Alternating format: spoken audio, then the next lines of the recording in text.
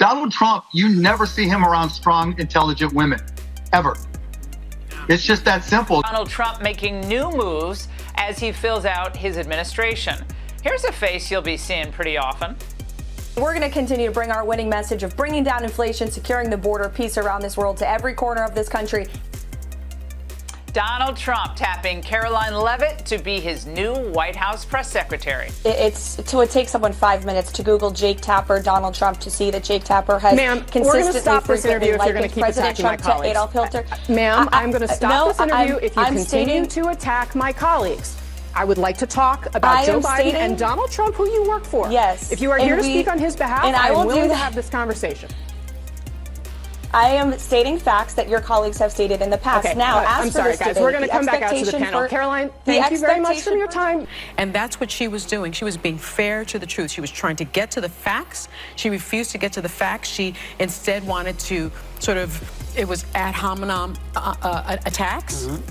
And when that happened, you cut the mic. You cut the mic, and that's what she did.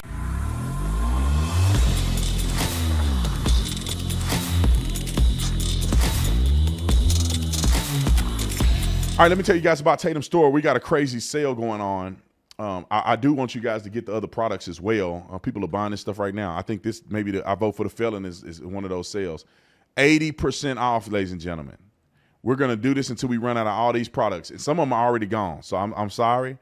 I told you guys earlier, you don't watch my YouTube enough. So vote right, vote for Trump. All of these, some of our favorite designs. Voted for the felon. All these are 80% off. The craziest sale I've ever had on Tatum Store. 80% off. This is great for Christmas. This is great to give a friend. Get on there. Get it now before it completely sells out. And once it's gone, it's gone. Let's get right into it. Karoline Leavitt, I told you guys before that she was probably going to be picked as the press secretary. And the reason that I knew that, not because I'm the smartest man in the world, is because she was already the spokesperson for the Trump campaign before he got into office. And Donald Trump is a loyal individual. He's loyal to people who are loyal to him. I think Karoline Leavitt did an incredible job as his spokesperson. And obviously she got the job as press secretary. I think she's going to do an incredible job. For those of you who don't know much about her, and I told you right now, she served the campaign national press secretary, and she previously served in Trump's White House as an assistant press secretary. And she's 27 years old, young, fiery, beautiful. You add all those things in, she will make an incredible press secretary. And it's going to be very difficult for them to push back against a young lady like her who's smart and quick. All of those things that she have and embody is really, really good for Donald Trump to have. Now, normally in his term, he go between 1 to 2. I mean, everybody goes with 2 press secretaries. So the question is, after Karoline Leavitt is the press secretary, who he's going to go to next? Let's play a clip of Karoline, because you guys may not know how fiery she is, how good she is on television, and how much they hate her, right?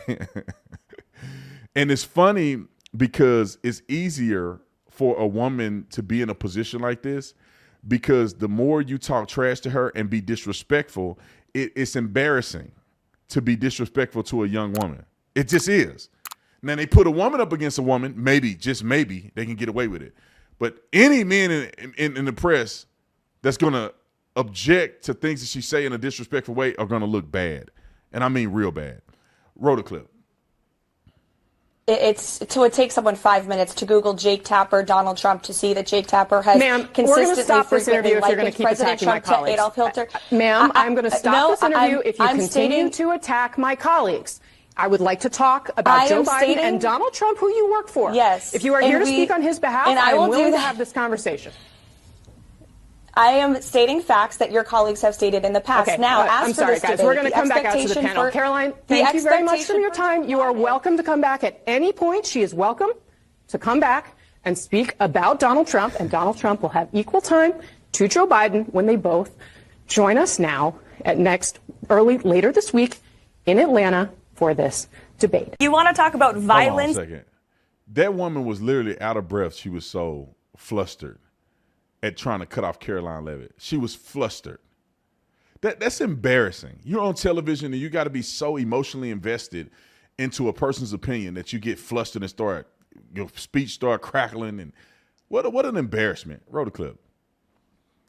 Against political opponents. Let's talk about the fact that Democrats have been labeling President Trump a threat to democracy for the better half of 10 years. Let's talk about how they have compared him to Hitler, one of the worst mass murderers in the history of the world, and that Kamala Harris and Joe Biden weaponized the court system and the justice system in this country against Donald Trump in an attempt to imprison him. He sat through a courthouse for 7 weeks this past year, and the Democrats were hoping he would go to jail for it. That is real political violence that has led to 2 heinous assassination attempts on President Trump's life that, by the grace of God, he was able to escape, and he is here with us today. So yes, President Trump knows a little bit about political violence because he's experienced it himself. And talking about the tragic realities of war that Liz Cheney and her father, Dick Cheney, have got this country into is not political violence. It's talking about the reality of the foreign conflicts that the Washington, D.C. establishment have sold out young Americans to for decades. Yet, of course, after those attempted assassination attempts on the former president's life, his opponents reached out to him and said they do not accept political violence. That has been a key difference. I do want to play you. No, please. His opponents are saying to this very day the same rhetoric that led to those 2 assassination attempts. The second attempted assassin on President Trump's life echoed the sentiment that President Trump is a threat to democracy. And if you're a deranged lunatic and you're mentally ill, you will believe that lie. And yes, you will take political violence like we have seen in 2 instances against President Trump. Last week, Tim Walz and Kamala Harris said that everyone who showed up to President Trump's rally at Madison Square Garden was a Nazi. That's despicable, dangerous, divisive rhetoric that is spewed by the Democrat Party every single day. And I am so sick and tired of the media pointing the finger at Donald Trump and saying that he is sowing division in this country. He is not. The media is for pushing hoaxes like the one that you all pushed today, and the Democrat Party is for pushing lies about him. But the good news is Americans don't buy it. And that's why today in 2024, President Trump is more popular than he has been since 2016 because people don't trust the media and they're not buying the Harris campaign's closing argument that he's some great threat to our democracy because they lived under him for 4 years as president and our democracy and our country was stronger than it is today. Boom. Somebody dropped the mic, the proverbial mic. If she had a mic, if she had an earpiece, the piece right here, she need to go drop it just like that. I think she's amazing. I love how she stands up against the mainstream media. It's funny because this time around, Donald Trump is getting rock stars and putting them into place. He's getting people that are no nonsense, that are MAGA, MAGA, MAGA to the core. And this is the type of stuff that we need moving forward to continue to bludgeon them to sleep. And I'm speaking in the sense of not physical, because YouTube will be mad at me. I don't know my people on Rumble love what I'm saying. But I'm not talking about physical. I'm talking about verbally putting these people to sleep, legislatively putting these people to sleep because they deserve it. They lied to us, they deceive us, and now it's come back to bite them in the rear end, in the hind parts. And I love that Karoline Leavitt was one of his picks. Now, people have made mention, and it's out there. I mean, Donald Trump and his team has to address this, is people are questioning why is there not more black people assigned to the cabinet? Now, I'm going to address that here in a second. I want to say thank you to Watts for the $50 super chat, and I'll get to your super chats for everybody else to super chat in 1 second. I think that it would be in Donald Trump's best interest to make sure that there's proper representation of Hispanic and black people in his cabinet and in positions of authority in his administration. Why? Because we don't play identity politics, but we believe in identifying with politics. You've had one of the biggest turnouts of Hispanics ever in the history of the Republican Party. You've had the biggest shift in black voters. I think probably Donald Trump is one of the greatest presidents that have gotten more of the black male vote than anybody in history. And so, I mean, he's one of them. I think Reagan may have gotten a little more, but Donald Trump has done a significant job, and he's gotten a tremendous amount of black support. I think that there are good, qualified black people that can be in positions of power. You don't have to get a DEI hire. You can get people who are legitimately, that have the ability to legitimately serve. I think that will be in Trump's best interest, right? Because then we have a battlefield that we can articulate and show representation that not every black person is a raging Democrat. and not even blue-haired devil has the power over what we have going on our side. There's a whole bunch of people that love Trump that are Hispanic. There's a whole bunch of people that are black. Now, I'm going to say a whole bunch of people that are black. Let me not lie to y'all right now. The black people are still struggling. They still, from way back then, they still struggling to get it right. But I would like to see more of African-American representation. I'm trying to think, could there be a African-American person as a press secretary? That would have been a really good job. But Karoline Leavitt has been very loyal, and she's been doing a good job in that position already. Some people say Candace Owens can be the press secretary. I think that job for Candace Owens is kind of a small feat for how big she is and how she got so much other stuff going. It probably would be difficult to put her in that position. But I do think that we should get more articulate people of different backgrounds to have representation in the Trump administration. Just my opinion. You know, do I care? No, not really. I mean, I just want the best person for the job to be in the position.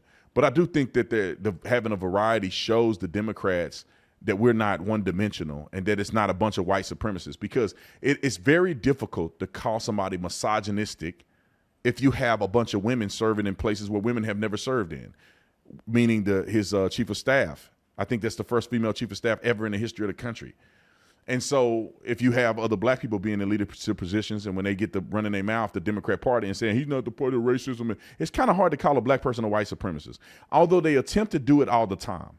But it's very difficult for it to land on the American people. Now, some people think that Ben Carson should probably go back. I haven't seen him be selected. I think Ben Carson should be able to retire at this point. The man has served for a very long time and has done an incredible job. I wish that Thomas Sowell was a little bit younger, because Thomas Sowell is obviously getting up in age. I would love to see Thomas Sowell be a part of the cabinet, because he's probably one of the smartest economists to ever live. Byron Donalds is one that people are putting out there. I think Byron Donalds will be one that can be in the Trump administration and do well. Now, the question is, would he be in trouble, or would we be in trouble in Florida for someone to take his position? I don't think so. I think Florida is going to forever be a red state. It's not going to ever be close ever again. Larry Elder would be good in Trump's administration as well. I think Larry Elder is incredible. So I think we can start playing some diversity inside the Trump administration. I don't think it's missed on Trump or his team. I just think that there's not a lot to pick from, generally speaking, given the fact that most black people are Democrats, and most black people in political positions are Democrats. Tim Scott will be a good pick. Somebody mentioned Tim Scott. Tim Scott is a career politician. I mean, he's been a senator, I don't know for how many terms. I think Tim Scott will be really good as well. Colin Noir, right? Somebody mentioned Colin Noir. Colin Noir been a part of the gun community for a long time. He's been an activist in the community. He puts out really good videos. They're very informative. I think he's absolutely phenomenal to have some type of position or some type of connection or some type of, I would say, consulting position. You know, there's a lot of people that have some pretty significant credentials that could do some great things.